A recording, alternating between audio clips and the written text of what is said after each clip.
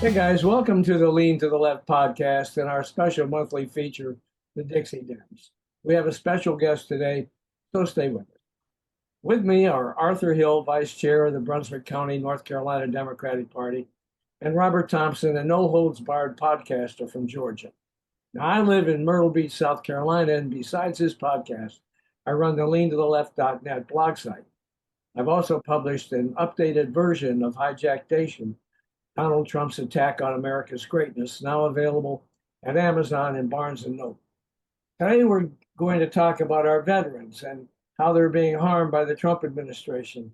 And we have a special guest, Janessa Goldbeck, the CEO of Vet Voice Foundation, a member of the board of the progressive organization Vote Vets, and a retired member of the U.S. Marine Corps. Now, the veterans of our nation's armed services have a rough road to hoe under the Trump administration. Just a few days after Trump became president, the Department of Veterans Affairs canceled nearly 900 contracts supporting patient safety and veteran privacy. Trump's White House also essentially eliminated the purchasing power of the VA's medical centers. At the same time, the VA indiscriminately fired thousands of VA staff without providing information about who had been laid off or why. Then, earlier this month, Trump continued his ongoing campaign of revenge and retribution by attacking veterans' access to quality health care. Now, VA doctors, get this, can refuse to treat veterans based on their political or marital status. Let that sink in. In addition, doctors and other medical staff can be barred from working at VA hospitals based on their marital status, political party affiliation, or union activity. Now, veterans are facing serious problems affecting their security and health, but they don't live inside a bubble. Sure, they're being treated poorly these days by our government, but so are millions of other Americans. The difference is our nation's vets represent a significant and influential bloc in today's society. When they talk, people listen. And if they talk as members of a powerful organization standing in the way of Trump's unethical and illegal actions, they become even more significant and more influential. Janessa is with us today to help us understand the crisis in veterans care, as well as other urgent problems facing the country. Among her many accomplishments, Vanessa served as a Marine Corps combat engineer. She led missions overseas and supported service members as a uniform victim advocate. Janessa's activism also includes challenging the combat exclusion policy, contributing to its repeal, and allowing all qualified applicants, regardless of gender, to serve in all military roles. Janessa, welcome to the Dixie Dems. To start things off, can you tell us about Vote Vets and the Vet Voice Foundation? How are the two groups related and what are their missions? Yeah, thanks so much for having me, Bob. It's a real pleasure to be here with all of you, and I'm just excited to dig into this conversation. So, yeah, I'm the CEO of Vet Voice Foundation, which is a national nonpartisan veterans advocacy organization. We're the nonpartisan arm of a bigger group called Vote Vets, which is a political action group that organizes veterans to elevate their voices in our democracy and help left of center veterans run for office at every level and win. I'm here in my capacity today. I'm literally wearing a Vote Vets shirt for those of you who can see at home because I'm a senior advisor at Vote Vets, and it'll allow me to speak a little more freely and a little more politically about what's happening in the administration today. We are about 2 million members strong, so we're all over the country, made up of vets, military family members, and people who support the military and veterans. And we have supported candidates who've run for office at every level. So last cycle in 2024, our three priority races were Ruben Gallego in the Senate in Arizona, Alyssa Slotkin in the Senate in Michigan, and Andy Kim, a national security professional for the Senate in New Jersey. All three of those candidates were successful, even in states that Trump carried. And we also endorsed over 300 candidates running for everything from the House all the way down to school board. And 169 of those candidates won, a lot of them in conservative places. we feel like we have a model that really works to get Democrats elected, even in a time when the Democratic brand nationally is struggling and candidates have struggled to navigate the MAGA universe. I think that's because veterans and national security professionals tend to have experience working with people of all stripes, all colors, all backgrounds to get something done. And their profiles really reach across party lines and are not necessarily as polarizing as other figures. So, anyways, that's a little bit about who we are, and I'm really excited to dig into the issues at hand. All right, that's great. I'm glad that you are. And Arthur, you want to kick us off? Sure, yeah. I looked around to see who you supported in the last election, and I was gratified to see you had a couple of folks who are in my area that Vote Vets endorsed. One was Celeste Andrews on the Wilmington, North Carolina City Council. She won. And the other person was Dante Pittman, who's a state legislature from Nash County, which also happens to be where our former governor is from, and may also be a candidate for the U.S. Senate to take on Tillis next year. But the interesting thing about Pittman's victory is that it broke the veto-proof majority that Republicans have in the state legislature, and it gives our current governor, Josh Stein, a lot more power in deciding which legislation is or is not good for the states. So thank you for that. That was wonderful to see. Celette's also a very important member of the council. I think she's in her first term. And that's the other interesting thing is that neither one of these folks were incumbents. You endorsed candidates for public office who had limited experience and background in politics and still won. And I think that's commendable. And I'd like to see you doing more work in my county. See if we can Yeah. get Democrats Well, elected. I'll tell you this much. First of all, the Wilmington City Council is pretty cool for me because I was stationed at Camp Lejeune for a number of years. I lived on Topsail Island and spent a lot of time in Wilmington. So it's cool to have candidates there who are breaking through, winning majorities for Democrats. And that wasn't the only legislature that we helped flip. In a couple of other states, we were able to be the deciding difference with a candidate who was able to flip the majority. And these are races that, especially in a presidential year, sometimes get ignored or they're not seen as important, but can be even more important sometimes than what happens at the top of the ticket. Another thing that we do a lot of work in addition to elections is advocacy work, is also impact litigation. And so Vote Vets was actually really instrumental in the fight over the state Supreme Court race in North Carolina. So folks are tracking, I know you are, Arthur, but for the audience, this was a race that happened in 2024 for a state Supreme Court seat in North Carolina. The winner was a Democrat who won by just over a couple hundred votes, and the Republican challenger sued her and basically said that all of the overseas military ballots that were cast were invalid and they were improperly counted. Thousands and thousands of ballots cast by folks who are serving in uniform overseas. And so during that series of lawsuits, the litigation went on for months after the election.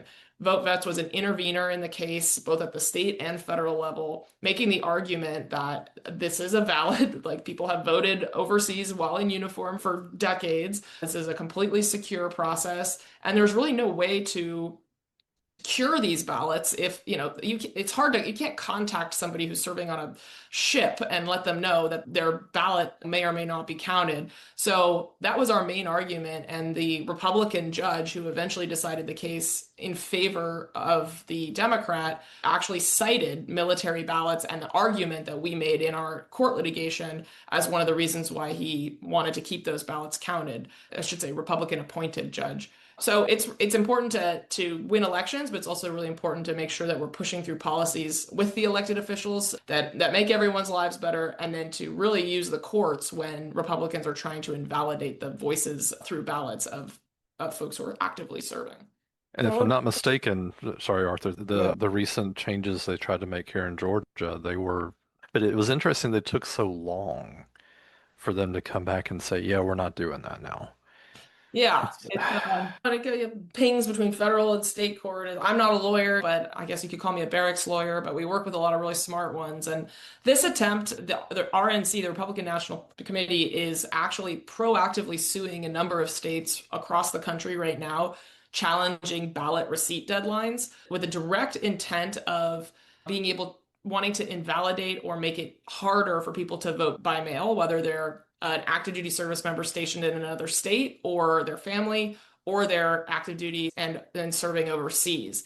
And so we're actually engaged in a number of litigation fights in states across the country, pushing back on that and saying, no, you can't change the deadline of when these ballots are counted. This has been a longstanding practice. They have to be postmarked by Election Day, not received by Election Day. But they see this as an opportunity to really knock out more of the electorate because that is their intent, to make it harder for people to vote. I think it's really insidious that their focus is on people who are actively serving their country in uniform. Like, of all people who should have the right to vote and have a say in our politics, I think those folks deserve it the most.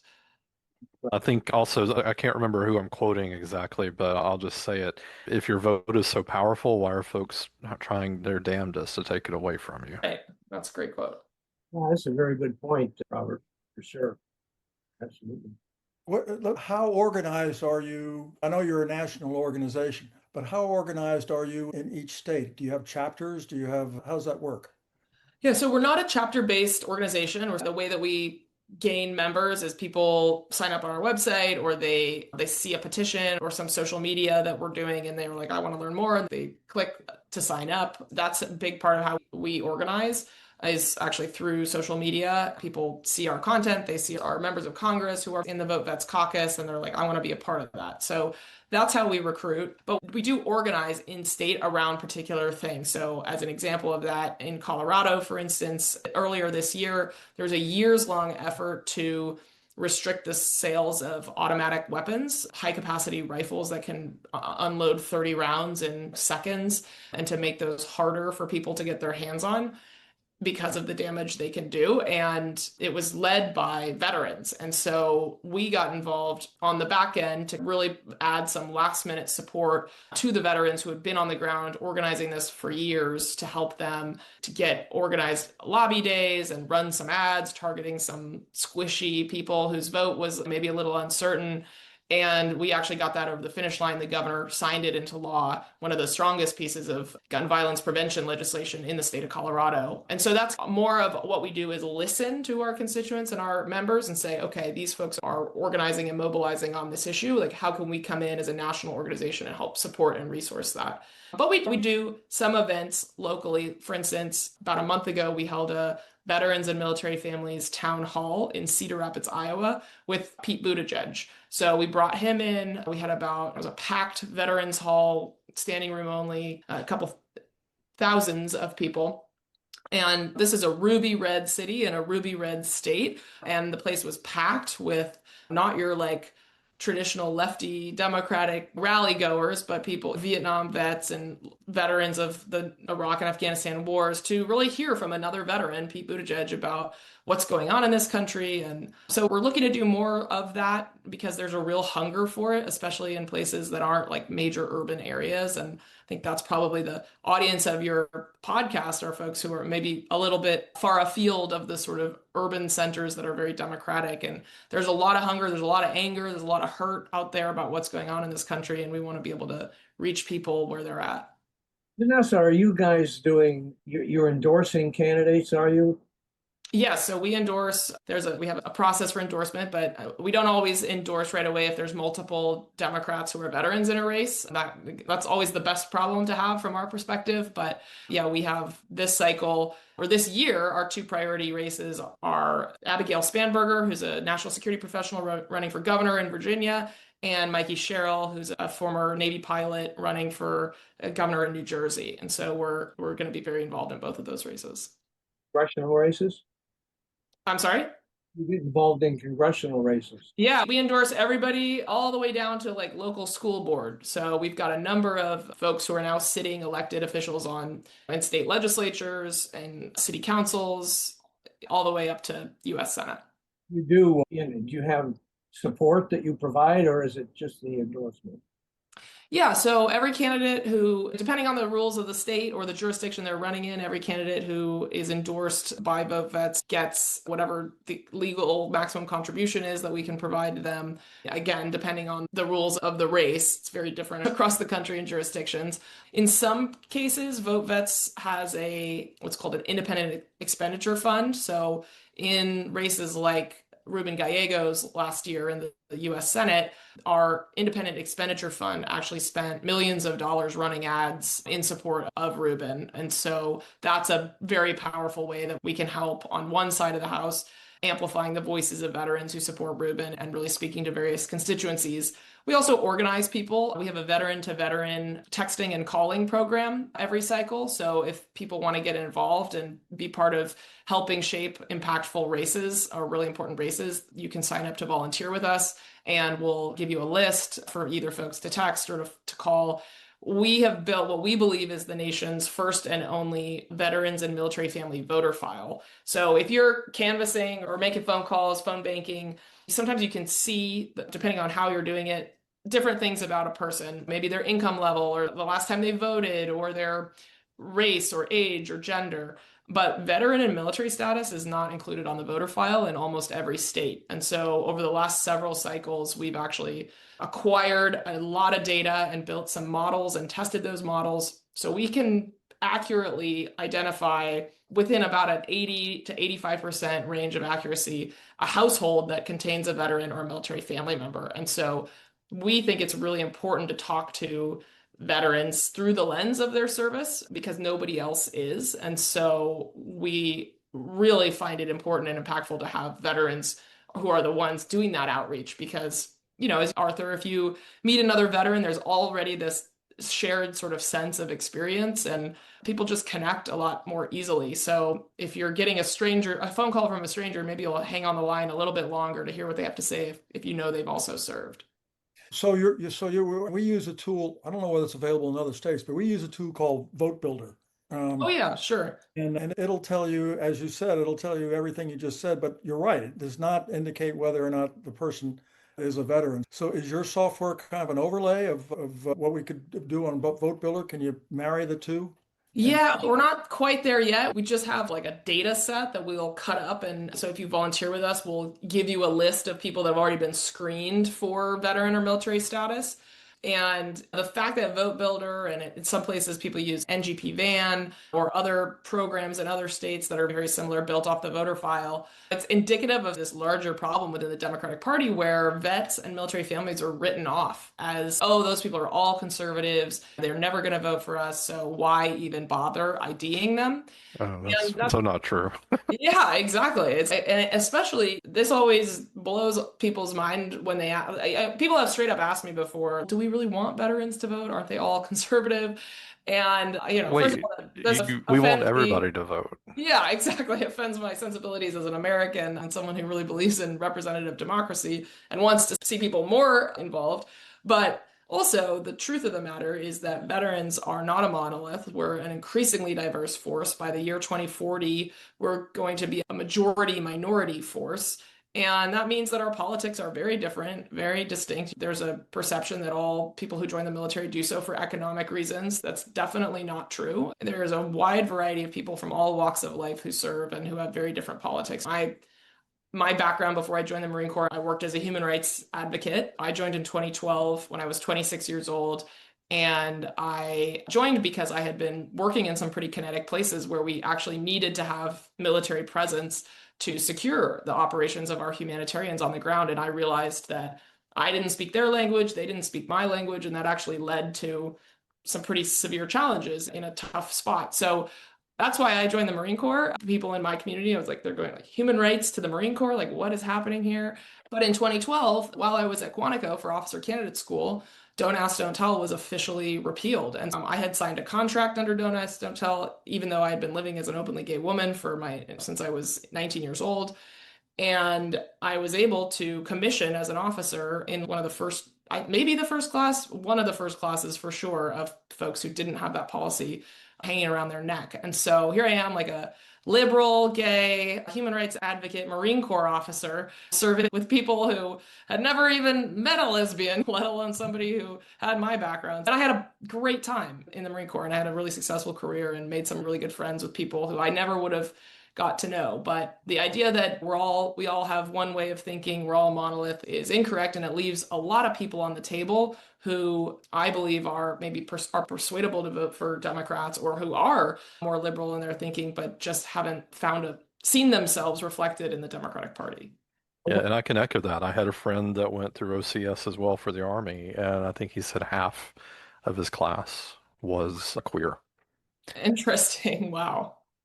And so it comes back around. I'm sorry to interrupt, but imagine the ultimate like leader of HR, the commander in chief, and all of these policies, kicking transgender troops out of the military. What the hell?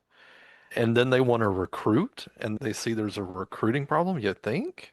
Yeah, I cannot say enough bad things about Pete Hegseth and the way that this president has attacked trans service members. We have folks, this administration just kicked out or made their exclusion from the military imminent. Thousands of service members who, a lot of these folks are combat veterans, 15, 16, 17 years in the military who have amazing performance reviews, were kicking out simply because this administration is hateful and full of animus towards trans people. And it is not only is it despicable just from a personal and human rights level, but it is also horrible for morale. It's horrible for readiness in the sense that we're eliminating great people who are doing amazing things and sacrificing on behalf of our nation.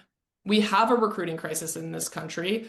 If I was a young woman today and I was considering joining the military, like I was when I was 20, my early 20s, and I looked at the leadership, Secretary Hegseth, who said that women shouldn't have certain jobs, that he wants to reopen the fight about whether or not we can serve in combat arms professions, even though women have been serving honorably, successfully in Then those. who's going to do it then? That's what I mean. Why He would you? certainly isn't, and Cadet Bone Spurs surely isn't going to do it. Certainly not. And on the back end, they're not going to take care of you as a veteran No. because they're working to actively gut over 83,000 positions from the VA. The VA healthcare has been severely diminished. They haven't executed the majority of these cuts yet. They're still handling that. I don't know if you saw the budget hearing the other day where Secretary Collins was asked to actually tell Congress who he was cutting, and he couldn't do it at the very hearing. He was there to defend his budget. We know Collins Trust from Georgia, so Oh, of don't get course. started there. Okay. Doug Collins. It's just why would you want to join an institution that tells you that you're less than, that also is making insane foreign policy decisions, operating with chaos and incompetence at the top, and then turning around and gutting your care on the back end? What rational person would make that choice? So Well, Republicans. and yeah, but the thing is, though, that, and I'm sure this isn't universally true, but people of all stripes, of all backgrounds, of all gender preferences, everything, they're accepted on the ground. If you're wearing combat boots and you look over to your right and you look over to your left, you don't care. There are people who want to support you and be supported, and you're going to do it. There's no problem on the ground. It's only at the higher echelons that you start running into these kinds of difficulties, and it's a shame. It's really a shame because it works on the ground. It works fine on the ground. It works fine on the ground. And your biggest concern when you're in a tough situation and you're going to need to move a lot of gear really quickly is whether or not the person next to you can carry their own load and is going to be there to help you, not what color they are or who they love or any of that stuff. And you hear this Republican talking point, the military is not a social experiment. You're the ones who are making it one. This works. The DoD doesn't showcase diverse faces in recruitment posters because they're woke. They do it because they want to appeal to qualified professionals from every bucket that exists. We have a huge mental and physical health problem in this country with young people. Very few people are actually qualified to serve based on their physical ability or their mental health reasons. And so to say that's somehow woke to pursue policies that make people feel included and welcome is just so ridiculous. It infuriates me because I think it's doing generational harm to the U.S. military and its professionalism. I just bet you that if you're laying there wounded, you don't give a crap whether the corpsman that comes up to you is gay, lesbian, or what. Right. You That's don't. exactly right. It's just so stupid. What do you think? What do your people who are dealing with or lobbying and so on, or up on Capitol Hill, What do you think? Because there's a lot of members of the Republican caucus in Congress that are pro-veteran, and they got to be a little bit careful, whether they're veterans themselves or not. They got to be a little bit careful about what they do. How's all this stuff that's going on in the administration being greeted on Capitol Hill? I think you're really starting to see it reflected in these budget fights that are happening right now, where people are noticing like the 83,000 staff member cut to the VA. That was one of those things that really broke through when Elon Musk was still running around DC with a chainsaw, doging all of our federal agencies. People started really paying attention when veterans were speaking up, because veterans make up 30% of the federal workforce. They don't all work at the VA. They work in all these agencies across the government, and they don't all work in DC. They work in Georgia, North Carolina, and other places.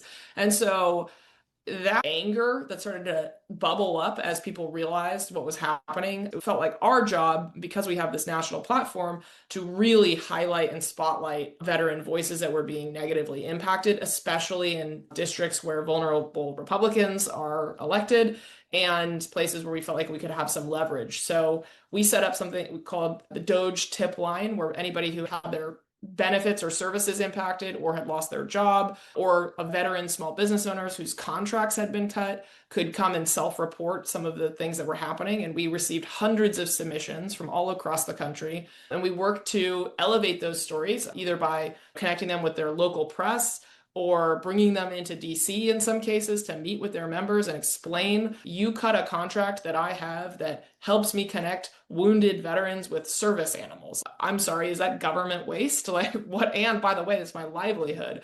We had one veteran who had stage 4 cancer, and his life-saving experimental cancer drug became inaccessible when the NIH funding was frozen. And this is like a veteran who served his country, who is like depending on this medication to stay alive. And so we put him on cable news. We brought him to Washington, DC. He's out there. He's been an incredible advocate. And then we're going to use all of these votes, the support for people like Doug Collins and a vote for Pete Hegseth, like any of this stuff that Republicans who supposedly say they care about veterans, but then aren't even willing to sign on to a war powers resolution that says the president of the United States needs to come before Congress and explain what's happening before we bomb another country. We are going to use those in 2026, and we're going to hang them like albatross around the necks of vulnerable Republicans who have veterans in their district who have made terrible votes, hoping nobody notices, so that they can stay within the good graces of President Trump. If you vote and the votes that you take are against veterans, we're coming for you, and we're going to run great candidates against you as well. All right. That sounds really good to me. So I guess it's fair to say then that they are listening on the Hill. I think you're starting to see some splinters. Yeah, you're seeing some splintering because, for instance, outside of this isn't like squarely in the veterans lane, but it impacts a lot of vets and their families. Rural hospitals, they are looking to gut funding for rural hospitals, and Republicans who live in states or represent districts where those are really important are trying to like squeeze together this back end deal where they'd have a little bit of funding for like a slush fund that they could use to fund rural hospitals in Republican states and districts. But that's challenging on its own, because then you've got the folks over here who just want no funding on this stuff. Medicaid, cuts to Medicaid, that's not like obvious as a veterans issue, but obviously tons of veterans are Medicaid recipients. SNAP, food stamps and food nutritional benefits. A lot of active duty military families actually rely on those. And this is something that's not that well known, but in the military, you receive your base pay, and then you get a housing allowance if you live off base. And that housing allowance is considered by the IRS to be non-taxable. It's not income. It is literally just goes to your rent or your mortgage or whatever. But for some reason, when determining if people are eligible for food stamps and food benefits, they do count that housing allowance against your income. So it looks on paper, if you count that, they're making a lot more money than they actually are. And so we've got military families out there who are using food banks and other like nonprofits and church food distributions in order to feed their families, which is completely unacceptable. Some members of Congress have advanced an idea that we should allow military families who are struggling economically to access those food stamps, and Republicans have said no. So there's just like a bazillion different issues that aren't obvious veterans issues, but are really impacting vets and military families. And so I think that there is some real concern from Republicans, especially ones in vulnerable seats, that these votes will come back to haunt them, which is why this budget bill has been such a shit show. What about VA programs to house homeless veterans? Are they gone? So it's all federal spending. They're trying to hack. I think the most egregious program that they have shut down or seeking to shut down is a program that provides emergency assistance if somebody falls behind on their mortgage. And that has helped keep thousands of veterans from losing their homes, like people who lost their job or had a major health thing and couldn't work, or had just something catastrophic happen in their personal life and they were in danger of losing a roof over their head, which, as we now know from decades of research on housing and homelessness, it is way easier to keep and cheaper and more effective to keep someone in a home they already live in than it is to find a new home for them once they've lost it. Once you become homeless, things tend to compound and it becomes much harder. And in a straight up dollars and cents way of putting it, it becomes much more expensive to rehouse somebody after they've lost their housing. So this was a humane program that was like ethically and morally correct. Of course, we want to keep veterans in their homes and we don't want them homeless. It was effective. It helped thousands of veterans, and the Trump administration has identified it as fraud, waste, and abuse. That's what I thought. What do you hear from some of your fellow veterans organizations like the Legion or the VFW or those groups? Are they active in this fight at all? Some of them are around like the VA cuts. They have been more vocal about those, but it is a little frustrating. I think that a lot of times some of the veteran service organizations, they receive federal funding, so they're a little bit hesitant they don't want to jeopardize that, so they're hesitant to criticize the administration. Some of their members, those groups, people my age, very few of us are part of groups like that. They tend to skew older, they tend to skew more conservative, so I think they worry about losing members by criticizing the administration, but I think it's a real shame because they do have really powerful voices, and it isn't necessarily partisan to criticize. It isn't partisan to criticize an administration that is actively seeking to harm the constituency that you represent. And so whether it's a Republican president or a Democratic president, like, I think it would be really helpful if groups like the American Legion and others stepped up and used their platforms and their members to really let people know this is unacceptable. But we're living in such a polarized society, and Trump and his administration have proven that they are incredibly vindictive, that they're willing to stretch the limits of presidential power to hit back at their enemies and weaponize the Justice Department and weaponize federal funding in order to hurt people that disagree with them.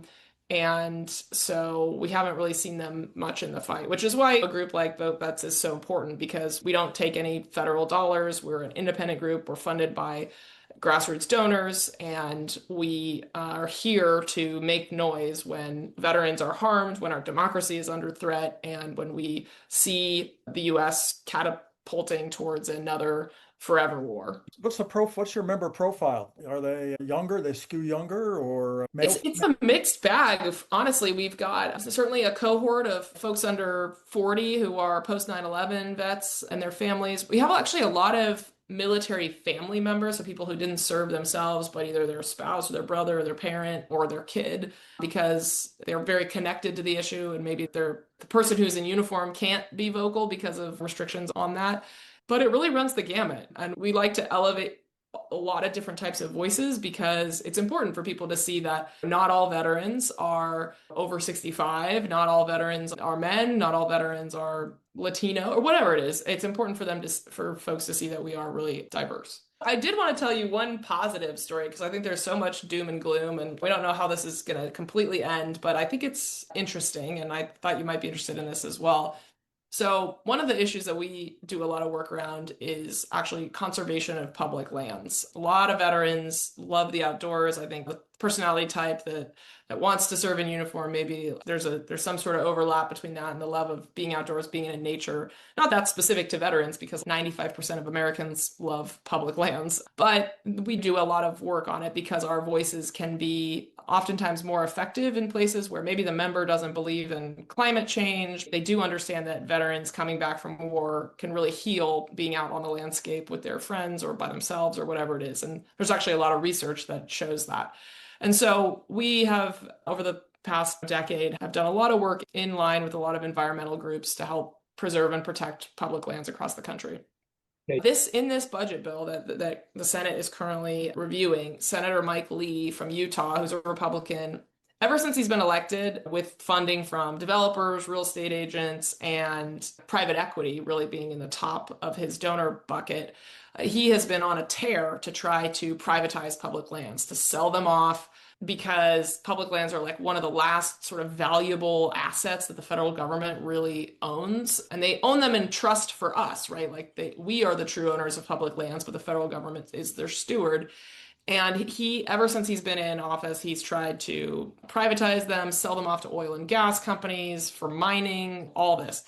And so in this Senate reconciliation bill, he actually inserted a provision that would make 250 million acres of public land across the American West eligible for sale and privatization. And we were outraged. Our community was outraged. And so Vote Vets was really actively trying to elevate the voices of veterans who were really pissed about this. And we collaborated with a group called Backcountry Hunters and Anglers, which represents hunters and outdoorsmen like all across the West and across the country, who, many of them are nonpartisan. Many of them don't really pay attention to politics. Some of them skew Republican. Some of them are Trump supporters. But what brings them together is their love of the outdoors and hunting and fishing. And we collaborated with them to create this firestorm of outrage around this topic and to really elevate the fact that this one senator who was trying to slip this sneaky little provision that would have been the biggest public land sell-off in American history. And we're now on round 3 of him like moderating his language in the bill, but it's really exposed this rift in the right that I don't think was visible beforehand. And it's created this lane for us to work together with people who we maybe disagree with on 90% of other issues, but agree on this thing. And I think it's really important and exciting to notice that and pay attention to it, because it serves as a model for winning in a time when we have very little power as Democrats, where we don't have the House, we don't have the Senate, we don't have the White House, and the courts we'll see how long those hold. But we have public opinion. And if we can find allies and build campaigns and messages that reach across the aisle around issues where there is a lot of collaboration, where it is a cross-partisan issue, we can actually win. And so that gives me some hope in a pretty dark time. That's great. That's a good story.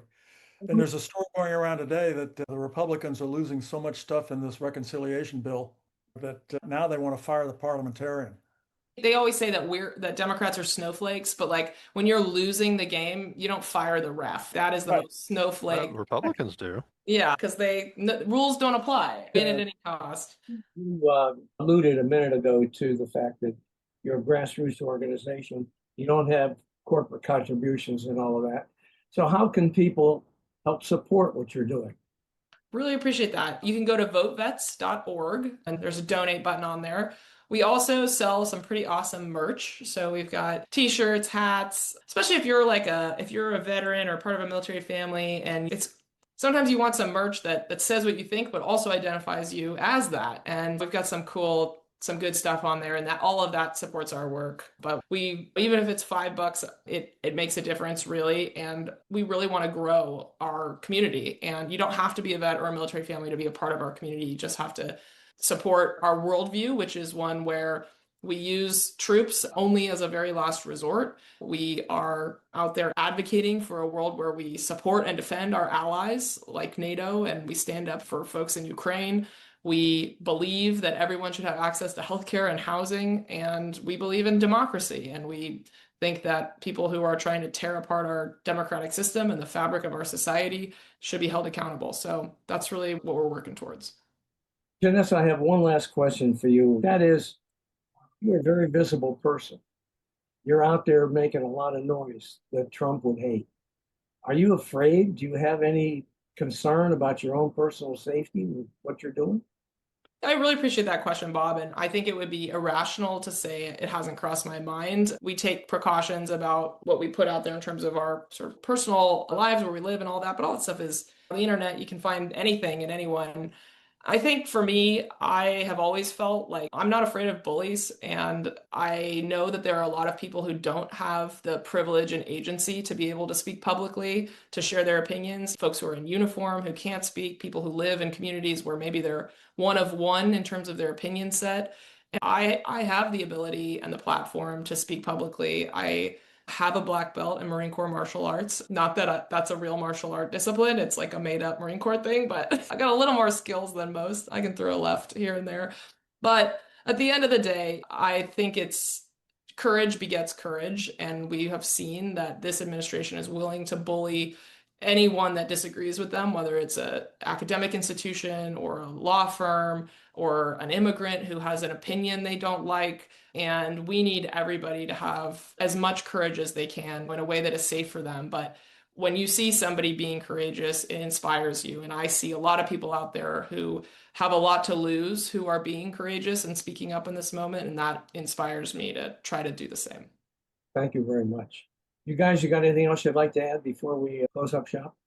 I wouldn't want to cover up anything that's been said with my stupid blather. But let's let this episode shine. Like I said today, we've got this fireball that came into Georgia and our states. We have galactic repercussions. So thanks for everything you're doing, Janessa. Hey, thank you so much for having me, gentlemen. I really appreciate it. Thank you for the work that you're doing. Hey guys, I'm Bob Gaddy, founder and host of Lean to the Left. I'm excited to share our new book, Hijack Nation, Donald Trump's Attack on America's Greatness, co-authored with political analyst and professor C.J. Waldron. In Hijack Nation, we delve into the unfolding story of America's political landscape through a series of essays from leantotheleft.net. We explore how Donald Trump's presidency has transformed American politics, challenging our values and institutions. Hijack Nation isn't just a book, it's a call to action. It invites you to reflect on what it means to be American in a divided political landscape. Together we can reclaim our nation's greatness. So get your copy of Hijack Nation today. Visit leantotheleft.net and click on the Books tab to learn more and to order.